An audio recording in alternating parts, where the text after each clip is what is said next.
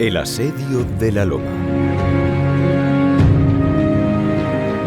Las guerras de Roma contra cántabros y astures se desarrollaron entre los años 29 a 16 a.C. Octavio Augusto, ya sin rivales políticos y convertido en el primer emperador, emprendió entonces la conquista de las últimas tierras de la península ibérica que quedaban libres del control de Roma. La zona arqueológica de La Loma, en Santibáñez de la Peña, Valencia, consiste en un espectacular dispositivo de asedio romano alrededor de una de las ciudades fortificadas denominadas Oppidum de los cántabros camáricos. Este núcleo fue conquistado y destruido por los ejércitos romanos en los primeros momentos de las guerras cántabras. En una primera etapa de investigaciones arqueológicas desarrolladas entre los años 2003 a 2007 y dirigidas por el doctor Eduardo Peralta Labrador, se prospectó intensivamente el terreno mediante electromagnetismo y se identificó el dispositivo de asedio romano.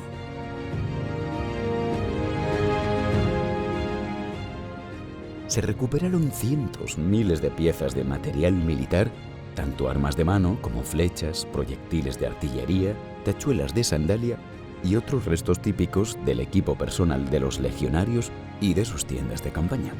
En el castro se excavó el foso, que resultó ser muy profundo, una pequeña parte del interior de la ciudad con una edificación y un tramo de la muralla entre ambas zonas.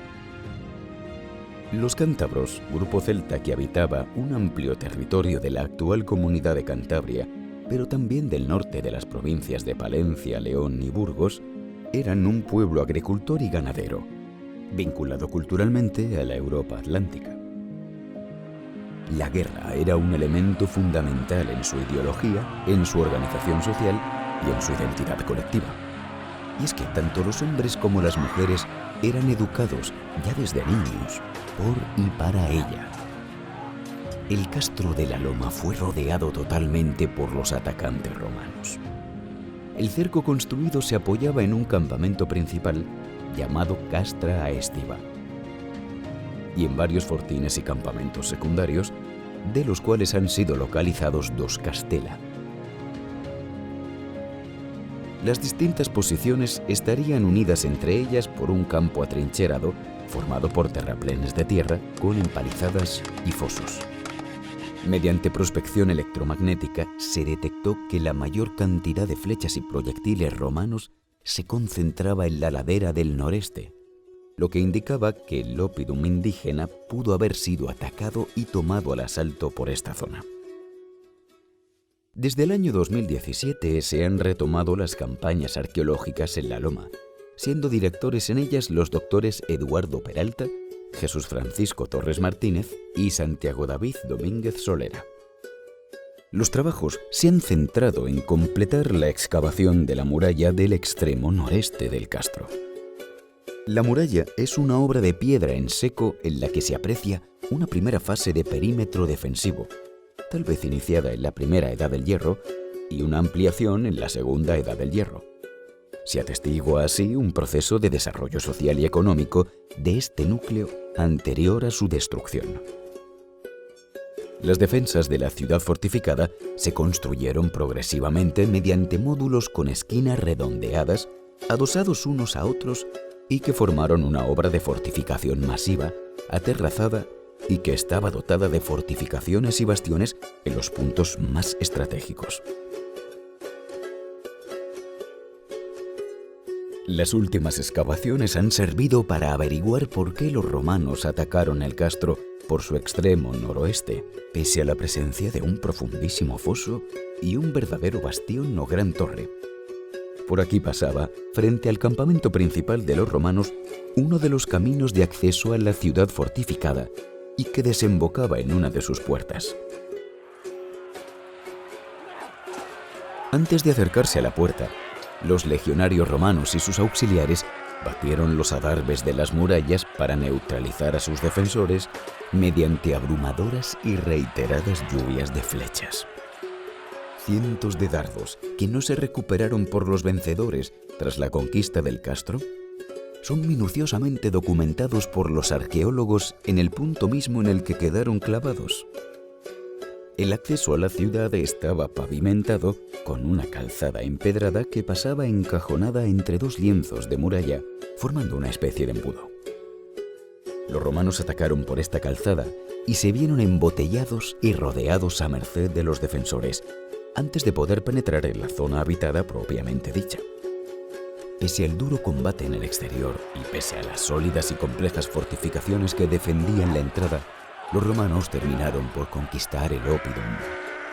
Lo ocuparon durante un tiempo mientras continuaba su marcha hacia el interior del territorio cántabro y finalmente destruyeron sus murallas antes de abandonarlo definitivamente para evitar que la posición volviera a ser tomada.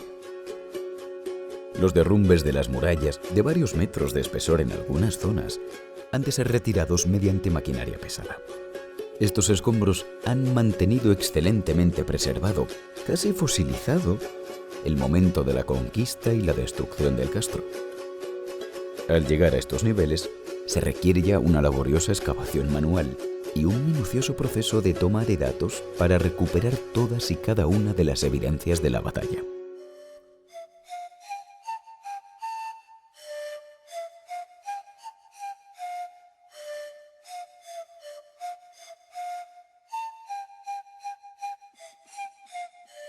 Todos los objetos recuperados se llevan al laboratorio para ser limpiados, descritos y fotografiados individualmente, y se sitúan en planos convencionales y tridimensionales.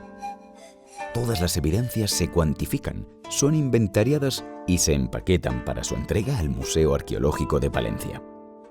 Durante todos estos años de investigación científica, prospección y excavación, la Loma ha proporcionado una de las más grandes colecciones de material militar romano conocidas hasta la fecha en todo el imperio, tal vez la mayor. También se han podido estudiar grandes cantidades de restos de fauna y de cerámica procedentes de las calles y casas del castro, de gran valor a la hora de explicar cómo era la vida de las gentes que lo habitaron.